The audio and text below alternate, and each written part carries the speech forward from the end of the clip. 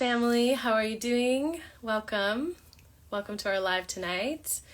I'm going to be talking about Dharma, karma, and some near-death experiences as well, which is something I've studied quite a bit over the years, and it's really helped give me a really great understanding about what this reality is. Because when you study near-death experiences, you get to see a pattern, and it's super interesting. So I can't wait to get into it tonight. So go ahead and double tap the screen over on TikTok or put a 111 in the chat if you have learned about near-death experiences and have been curious to learn about what happens to these people during near-death experiences. I decided to start off with this particular concept tonight in order to kind of lay the foundation to then understand karma and dharma. All right, so near-death experiences. So as I said, I've studied these for quite some years. I've followed a few different accounts, and just learning about near-death experiences and what happens, what happens to these people that cross over, and what do they have to say about it when they come back. So often these people, what you'll notice if you study different near-death experiences is that they'll all tend to have a similar pattern, which is very telling of what's happening. Like if all of these people who are having near-death experiences are experiencing a similar thing, and there's a pattern across all of their accounts, then you can kind of come to a conclusion, okay, this is sort of what happens when we cross over. And of course, these individuals do come back into their body, and they're able to tell us about what happened to them on the other side. So I'll do my best to kind of summarize for you what is the pattern that we start to see with near-death experiences. And by the way, definitely check out some different YouTube channels. I can't think of any off the top of my head right now, but it's really interesting to subscribe to these ones, because then you can just kind of follow along whenever they upload new videos. Okay, so these individuals, they're in a car accident or they have a heart attack, whatever it might be, and then they lose their life and they begin to cross over. And initially, there's different things that kind of happen. Many of them say that they were floating on the ceiling, looking down at their body, and they kind of didn't know what was happening. And there's kind of some different things that tend to happen. Some of them say that they'll see living relatives like out in the waiting room of the hospital, or they'll float to like another city where there's other relatives and they go and see them before they kind of float up into the ethers. And so that's kind of those are different sort of things that happen, but typically then the story starts to become similar across all of these different accounts, which is that the soul will float up into another kind of realm, into a space. Often they'll say that they're in a familiar place, a place where they feel at ease and they feel very calm. They don't have any of the pain that they had in their earthly body. All the pain goes away, and they're in a real beautiful state of comfortability, of bliss, of familiarity.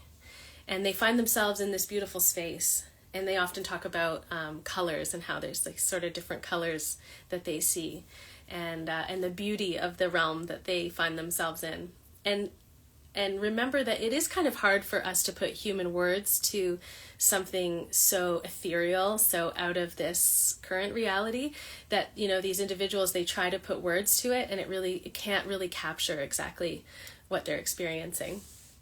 And so but they do try, of course. So they're in this beautiful space, and they say that often then a presence comes in, a very familiar presence, a presence that they've known before, a presence that is very comforting to them, a presence that they've known for a very, very long time, and it's a loving type of presence. So whatever you might call that, whether you call it God or creator or source, all these near-death experiencers tend to talk about this presence that comes in.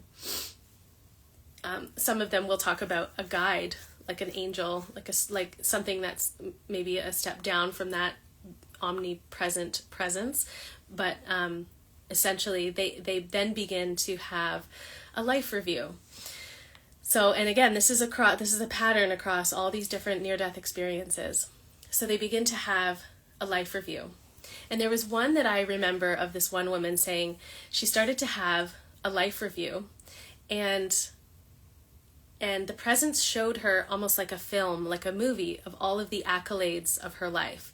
So all the times where she, had a big win or an award or a trophy, or, graduated university, college, got married, had a kid, all of the different sort of accolades and really specific points in someone's life where you might consider were really big moments in their life, right? Or successes or achievements. So first she was shown this movie of her achievements, and she's like, okay, and she felt, good about it. But again, in this space, in the near-death experience, in this space, they're viewing their life review in a very indifferent way. So that means there's no judgment. It's like we've left judgment behind in the physical realm, and it's more you're viewing it from an indifferent kind of place where you're not liking it or disliking it. You're just viewing it. So she says then the presence played for her life review, a movie of the mundane things of her life. So all of the sort of seemingly insignificant things in her life, like when she did something kind for someone, and these things that don't stand out as some kind of big event in our life. They're just like the mundane, the small, little kind of boring, typical things that we go through in a day. And the presence was zooming in on these things with her and showing her how significant those seemingly small things actually are. Like those moments, like I said, where you do something kind for someone, and perhaps that creates a ripple effect and creates more goodness in the world. Or perhaps when she did something that wasn't really in alignment with her goodness or her truth, that she deemed insignificant in the moment, but actually was quite significant. So it's really interesting to think, wow, like as part of this life review at the end of your life are all these really insignificant kind of mundane small things, as opposed to like the big achievements, that we tend to remember. So it really shows how important our actions really are here. It shows how beautiful and significant this reality is and our participation in it. So, yeah. I'll mention another one that I remember. This one woman, she came back and she said, one of the things she remembered was, she's like, it's as if we have like this plug that we're trying to plug, like a happiness plug, and we're trying to plug it into other people or plug it into jobs or experiences or this or that, trying to find happiness, trying to plug our plug into people, jobs, different things that are outside of us. When she says all you really need to do is just plug into the beauty and the truth of this realm and the creator and our higher self, and that's where we find the true happiness. And we sort of have it wrong that we're trying to plug into other things, addictions, pleasure seeking here, thrill seeking, relationships, all the things. But really it's just the connection with source, and it's just connection with all things that makes, that brings us happiness. So I really remember her specific story was really telling. Another one, I remember this man, he said during his life review, he looked at his life and he saw how much time he spent worrying, like literally sitting in a chair worrying, and how ridiculous it was to spend time doing that. And that when he came back into his body and came back into the earth realm, he had a totally different perspective on his worrying, and all that time that he spent worrying, he changed his behavior. And that's one of the most beautiful things about these near-death experiences, is that these people come back and they live most of the time completely different lives, because they've gotten a glimpse into, the realm beyond this one. And they get to see that, okay, this reality is important, it is significant, and my actions are significant here, and I'm going to live my life to the fullest until the day I die. And yeah, they come back with like a completely different attitude about life, which is incredible. And I think we can glean from these people and their near-death experiences what they learned. Like, we don't have to have a near-death experience ourselves to learn what they learned. Excuse me. We can learn it through their experience. And how wonderful it is that we have YouTube and these documentary filmmaker guys that are putting all of this information together for us, and it's right there at our fingertips. So it's really incredible to see all of the near-death, what we can glean from those near-death experiences. And really, I think what we can really take away from is that, we want to get to the end of our life and not have any regrets. We want to live our life in such a way that we can be 90, 100 years old on our deathbed, and we can look at our life and be totally content and happy, have no regrets, and be like, yep, I'm ready for whatever's next because I lived my life fully here, And so that is really the goal here. It's is to live our life fully and unencumbered, unhindered, uninhibited in our expression here. And this leads right into then the teachings of Dharma and karma, which is so interesting because the Hindu tradition and this yogic tradition is so in alignment with natural law, which is something we talked about last week. And it really mirrors it perfectly, which is really great. I love that. Okay, guys, I'm going to look at some of your comments. I'm going to use this little throat spray because I'm getting over a cold. I wish more boomers would have an NDE. Watching them helps me get over myself and my human woes. Yes, so you do watch them too, Katrina. Amazing. Yeah, it helps you kind of like sober up. Like, okay, yeah. The point is here to evolve and grow, and to utilize our actions and our time here in a really beautiful way, so that again, when we get to the end of our life, we don't have any regrets. And then when we cross over and we have that life review, we can be like, yes, I did it. I shined my light.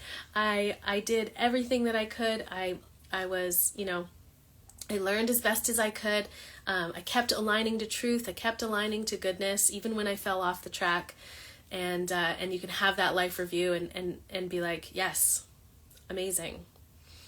And what I'm going to talk about a little later is if you align your life and your actions to your Dharma, which is your natural expression, what you're meant to express here, then the idea is that our next birth will be different. It will be, it will either be in a higher realm, or it's just we're working towards that next life, that next rebirth, and still we'll still be in the realm of responsibility and some limitation, of course, but the goal is to continually evolve the soul. So, okay. Amazing. I've got TikTok going here too. Decided to do two phones at once because my old phone actually came back to me. I had given it to my mom for several years, and then she finally upgraded and it came back to me. I'm like, all right, I got two phones here going, TikTok and Instagram. And this content will also be showing up on my locals page as well, which you can also access and click to follow me there. Okay, so Dharma. What is my Dharma? What is your Dharma? What is Dharma? So Dharma comes to us from the yogic tradition, and the direct translation translates to characteristic. So a Dharma is a characteristic of a thing or a person. But a more spiritual definition is Dharma is our duty, our individual life duty, or our life's mission. And our dharmas are different. Every single person has a different dharma. And it's called a svadharma, so your individual dharma. And it's your individual life mission.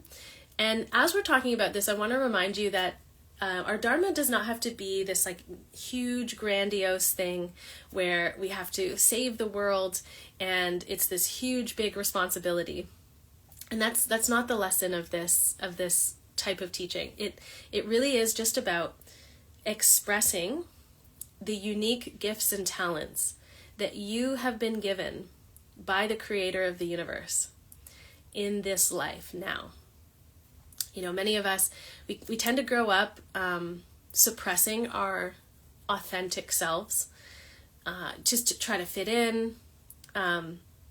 We tend to suppress our authentic selves, and it can be hard growing up in a modern society and the modern way that children grow up to really know and understand what your dharma is, because often our natural tendencies are suppressed by the adults in our life, by school, by institutions, and so on. But essentially, your dharma is your truest expression. So think about when you were young, what you naturally did.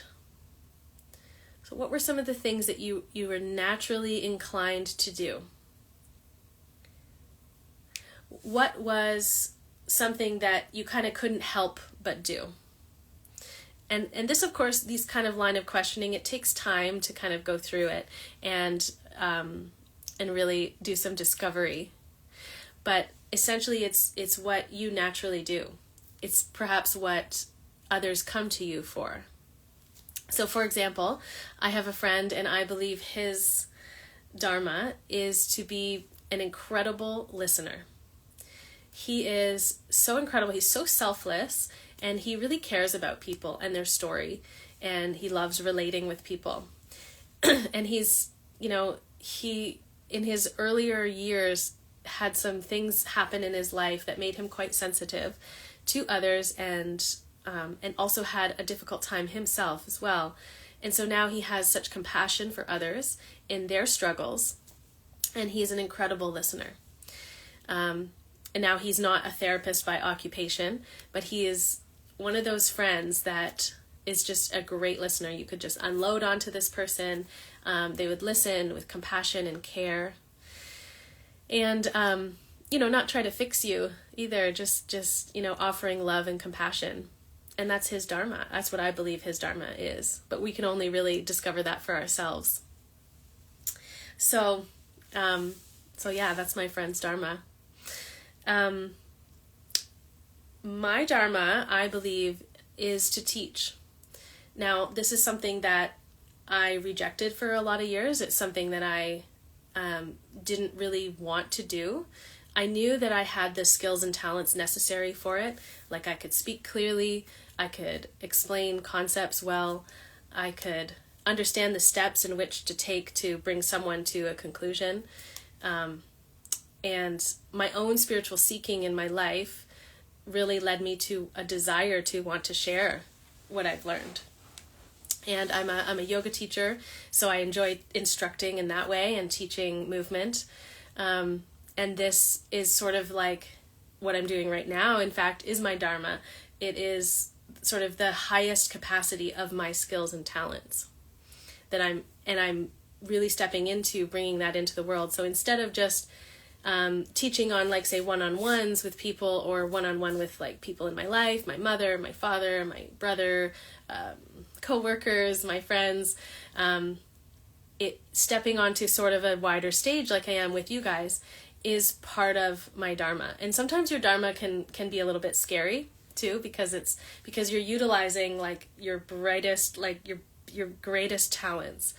And yeah, it can sometimes be something that you're resistant to. I have a friend who, she's an incredible dancer, and movement is her language. Even when she's not dancing, she's an incredible mover, and she weaves it into her life. And I think that she inspires people through her movement, and it becomes like an offering to life and to those in her life. And she can sort of utilize dance to inspire, to transmute heavy energies within herself and even within people around her. And I believe that is part of her Dharma. But again, we can only really know ourselves what our Dharma is. So that's one of the ways that you can get to it is by asking a line of questioning. Like, when I was young, what did I have a propensity for? What did I naturally do?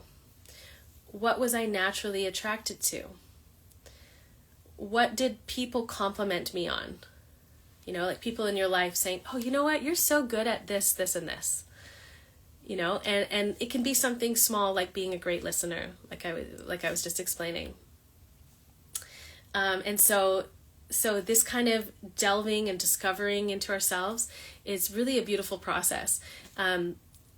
If I could share a little bit from my childhood, I remember having this, and I don't know where it came from, but I had this sense of like justice, like I wanted justice.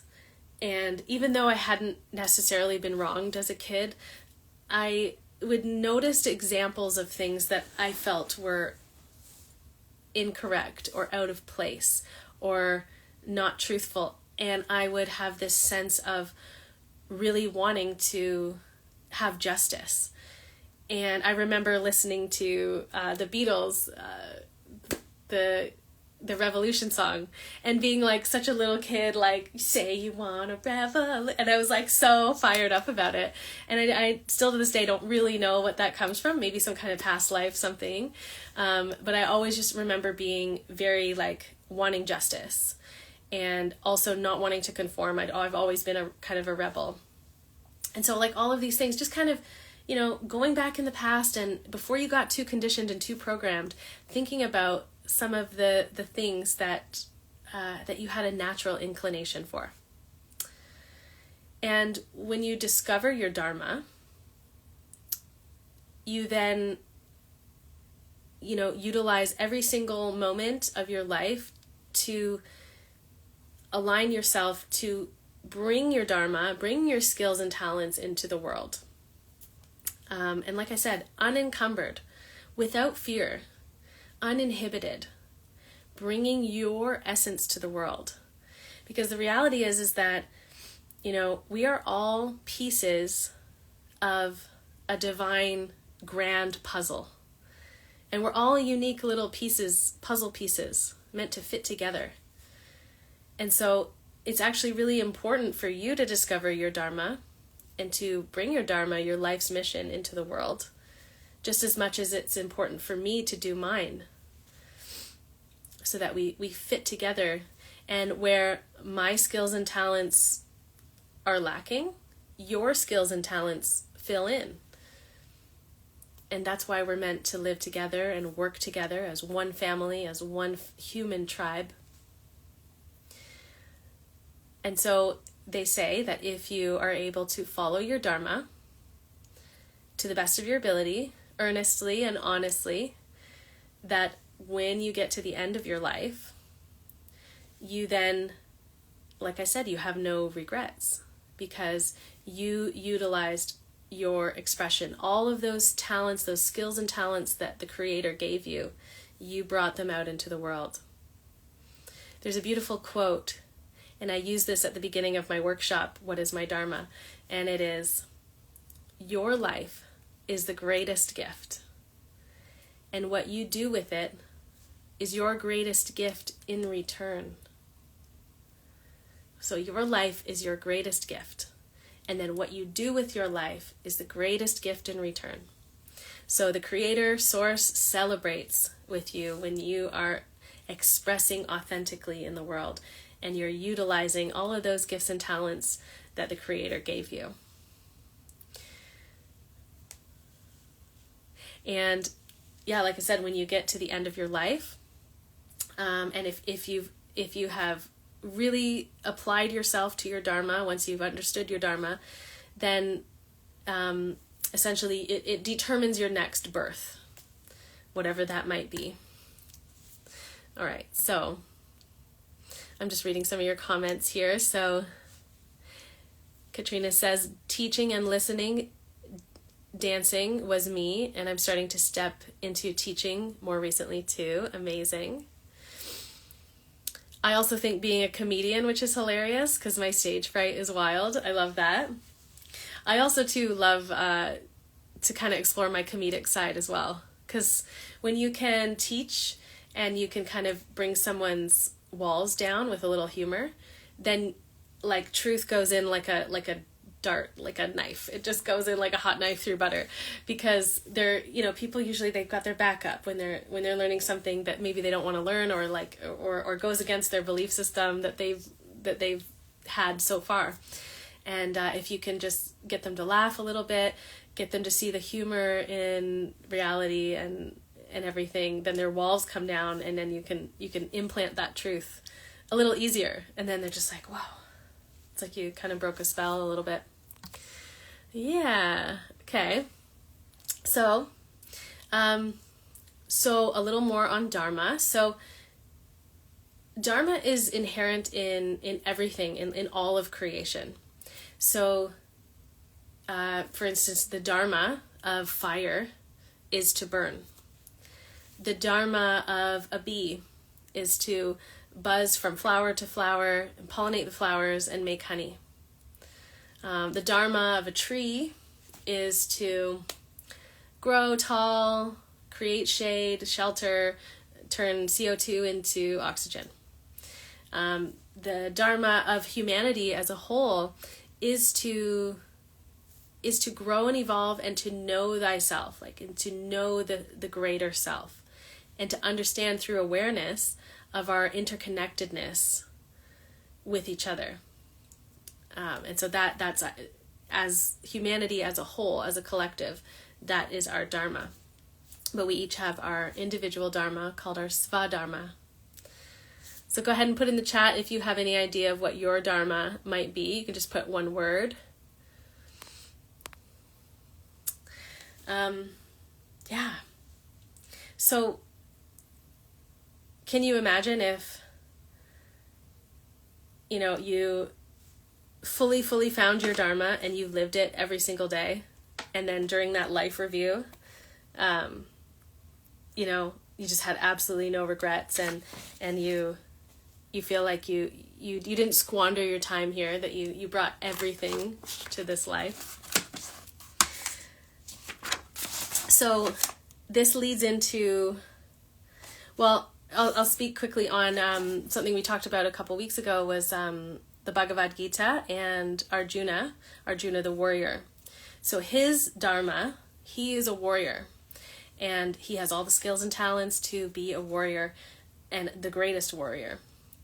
And in that story, which you can go and watch that video if you want to dive in, but his Dharma was to be a warrior, but he had a dilemma because the war was against family members that had dishonored him and taken his kingdom, and they tried to get it back many times peacefully, but it came to war. And in that moment, his right-hand man turns into the divine and instructs him to pick himself up and fight, because it's a righteous battle of good over evil.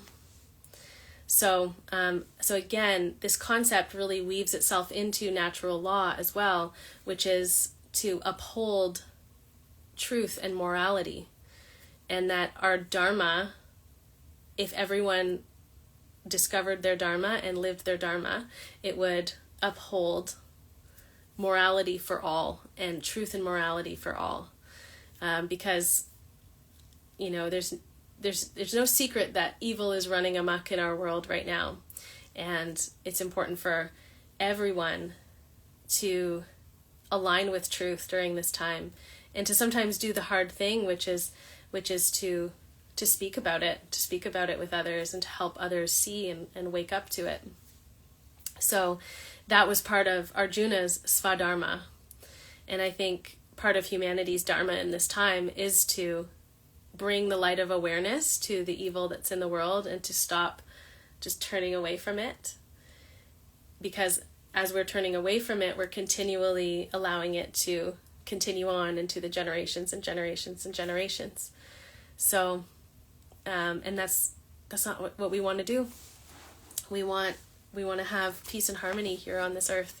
So it's so important that we all understand what finding our dharma is, and understand the importance of really living it and bringing that out into the world. Because like I said, we're all these unique puzzle pieces in the grand puzzle. And yeah, I believe that we can throw off this parasitic dark force that has its stranglehold in humanity's society right now. And finding our dharma is all a part of that. And so the next part of this is karma. So many of you have probably heard of karma before. Karma itself means action. And our karma, we're meant to pay it down technically in our life. We come in with a certain amount of karma from a past life, and through our actions here, whether they're good deeds or say bad deeds, or for example, action that's aligned with dharma or action that's not aligned with dharma, your individual dharma, you can almost think of it like a ledger, like a record, where your good deeds, your good karma, and your bad karma are like on a ledger of checks and balances. And good, you do something good, you do something not so good that's not aligned with your truth, that's not aligned with the truth. And essentially the sum of that ledger then determines your next birth and your next life. So that's, again, why actions are so important here. Right action. Yeah. It is said, I believe it's Thich Nhat Hanh that said that actions are our true possessions in this life, and our actions are the ground upon which we stand. And essentially you could say that our actions are what crosses over with us. They say we can't take any of these material possessions with us when we die, but our actions are actually our true possessions. It's what we take with us. So karma, so again, no one can escape that life review, or as Christians call it, judgment at the end of life. Yes, actions are our true possessions in this life. I love that. Yes, it is. Thich Nhat Hanh is an incredible writer.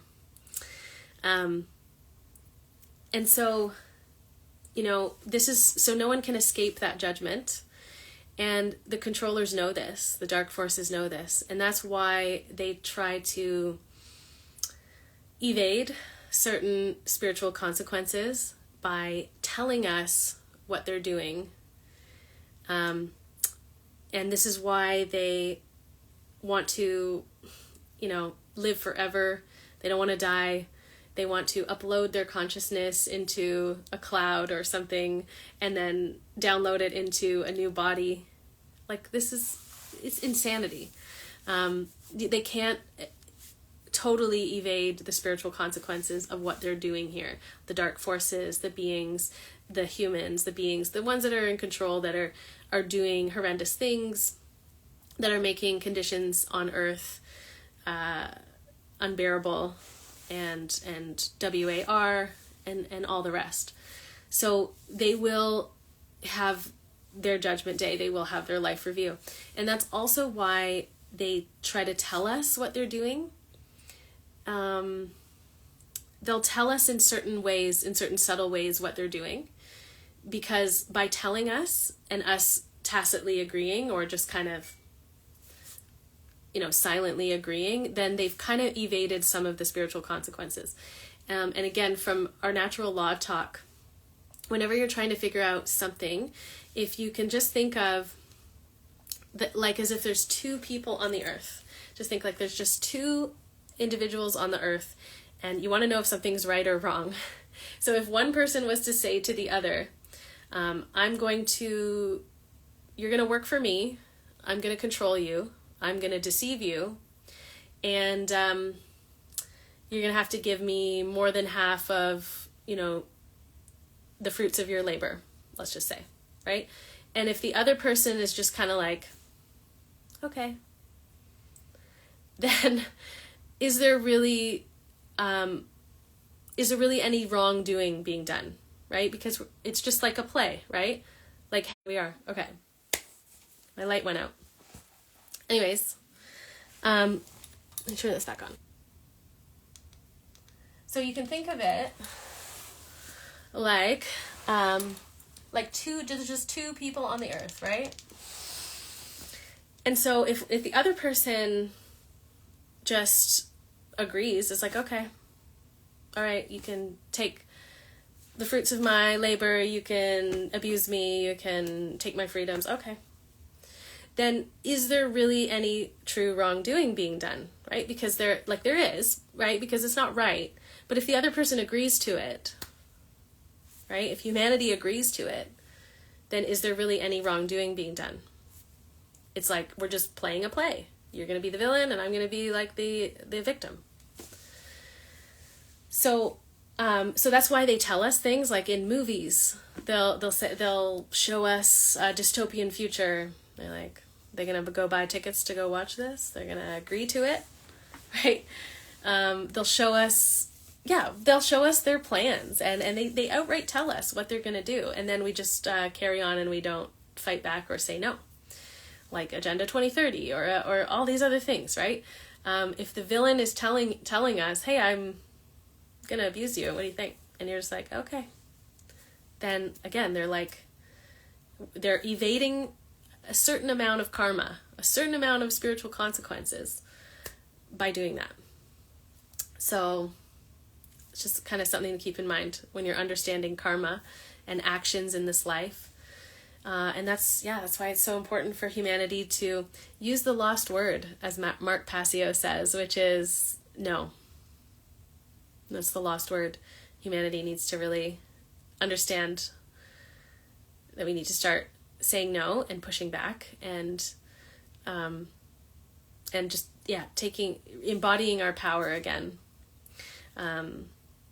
which comes from understanding our rights, and it also comes from humanity bringing forth their dharma in the world, which for some of us it's like I said, it's being a great listener, it's using movement and dance. There's any number of different dharmas, like maybe your dharma is to just express totally authentically to show someone else that they can be authentic too. And when we are really utilizing our dharma, then I think it'll be quite easy to begin to overthrow the dark forces that currently have control. So I can hear you. Okay, looks like we're back. Hey. Excuse me. Okay, so guys, that is Dharma and Karma, and it is really, really fascinating to in your actions. Hi again. Keep getting cut off from the bad connection. So that is Dharma and Karma, and I hope that clears up some things. With karma, sometimes, a question that somebody posed was, if karma is real, then why did the bad guys win? Why are all the bad guys winning? Well, the reason is because karma is sometimes delayed. So sometimes you can see examples of instant karma, like where someone's angry and they kick a shelf or they kick a something and then something falls. They're angry and something falls on their head, right? Or you've seen an example, maybe we've all seen videos of someone being like hurtful to someone or rude to someone, and then they turn around and hurt themselves, right? The instant karma, we've seen that. But karma generally is delayed, and it's either delayed until later in your lifetime now, or it's delayed until the next life. So if someone asks, well, if karma is real, then why do the bad guys win?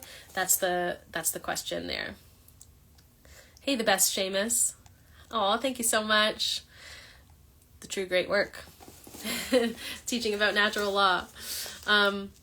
Yes, so karma is sometimes delayed, if that helps answer your questions, like why did the bad guys win?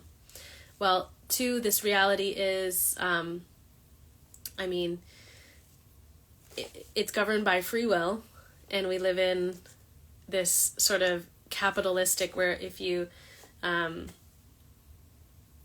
where people are taking advantage of others in order to get ahead, and people are not following natural law here. But we certainly could have beautiful harmony on earth if we all understood natural law and we aligned our actions to morality. But this is the time that we're in right now. It doesn't mean that it's going to be like this always. But that's why the bad guys win, is here. But know that they will not evade the consequences forever. When they cross over, when they have their next rebirth, it's all like in the ledger, in the Akashic records, in the ledger, their soul will have to have the consequences. So for every cause, there is an effect, and there are consequences for our actions here. So in order to pay down our karma and to create really good karma for ourselves, it's all about discovering our Dharma and living our Dharma and really bringing our essence out into the world, uninhibited. I am working on a ebook called What is My Dharma? So that'll be available soon, and it's going to be a bit of a workbook. You're going to understand the concepts and be able to use the journal prompts to begin to understand what your Dharma is. And like I said, it's not always going to be like this. Next week, we're going to talk more about the Yuga cycles, which is in the Hindu tradition, the cycles of the Yugas. So the Iron Age down here, which is the Iron Age of consciousness, and we are moving up going on this side. It's backwards, but we're ascending to the Golden Age once again. And we're having to shake off the parasitic force that's in our world right now that has control. And this also comes from the yogic tradition, but I tend to want to add something to it that says, maybe, potentially, I've heard other people sort of talking about this, that what if this is the last time that we experience the shit, the muck, the Iron Age, the absolutely horrendous things that are happening on this earth. What if we all decide that that's it? We're not going to do that again. It's possible. And I like to think that, you know what, these traditions have a lot to teach us and a lot to guide us, but we're also writing this story as we go. We're writing this story of humanity, and it's the most interesting story ever. So it's potential that, you know what, we decide we don't need to repeat that again. We've learned our lesson, and we can experience beautiful harmony in the Golden Age. And and everyone being able to bring their Dharma, all of their beautiful skills and talents to the world. Can you imagine how beautiful, how incredible? And it already is, you know, even in the muck and the shit that we are going through, there's so much beauty that I see people bringing to the world, and it's really incredible, the human spirit and what we're able to bring forth. So, guys, thank you so much. Thank you, TikTok. Thank you for being here. It's only my second live on TikTok. I got 2 phones set up here. So next week, okay, we're gonna dive into this a little bit more, so we can really understand this, because this concept, when I truly understood it, it made things just make so much more sense. here, like why things are the way they are. You know, when I was born knowing, like, hang on, wait a minute, I can't believe it's not better. Not that I don't think that there's a lot of beauty here, because there is. But I could really see corruption. I could see that, people were, that we were foisted into this system that we're not designed to actually live in. And that, my imagination was always like, wow, like, how could it be? And I think that's also a really important thing for us to do, to allow ourselves to imagine how beautiful and how incredible our lives and humanity could be. So that's really important too, and that's where Anastasia's teachings come in, which I'm a big proponent of, which we'll be talking more about. So guys, thank you so much for joining our talk on karma, dharma, and near-death experiences, and the life review at the end of our life, and how we can live a truth-based life and be at the end of our life and not have any regrets, and be so proud and happy and blissful about the way that we expressed in the world. So guys, I love you. Thank you for being here. Again, you can always join my locals page, which is a free speech platform. It's under Amy Rose 999. You can just check the link in my bio, and it's only $9 a month, but definitely just click follow. You don't even have to start getting into the exclusive content. You can just click follow, because you know what? I don't know. I feel like we're coming to a time where all of the truthers are going to be very much silenced and very much suppressed. So make sure to follow all of your favorite truth speakers, and follow them now. Follow them on all of the different things where that they can't take away, because they can take us off these platforms. So that time is coming. So make sure to follow all your favorite truth speakers. All right, guys, I will see you next week. Bye TikTok. Bye Instagram. Namaste.